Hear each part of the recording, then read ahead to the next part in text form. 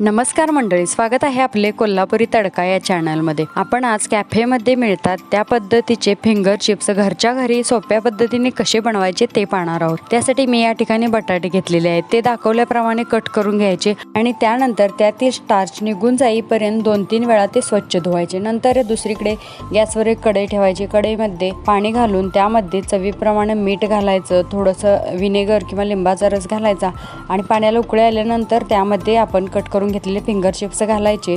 पाण्यामध्ये finger chips घातल्यानंतर gas मोठाच ठेवायचा आहे। नंतर 70 ते 80% शिजल्यानंतर फिंगर चिप्स काढून घ्यायचे आहेत। नंतर एका कॉटनच्या कपड्यावर घेऊन त्यातील संपूर्ण पाणी काढून ते कोरडे करून घ्यायचे आहेत। कोरडे केल्यानंतर त्यावरती थोडंसं कॉर्नफ्लॉवर घालून तेलामध्ये चांगले तळून घ्यायचे आहेत। अशा पद्धतीने कॅफेमध्ये मिळतात तसेच एकदम कुरकुरीत असे आपले फिंगर चिप्स तयार आहेत। तुम्ही ही नक्की करून बघा। रेसिपी कशी वाटली कमेंट करून सांगा। आवडल्यास लाईक करा आणि चॅनलला नक्की सबस्क्राईब करा।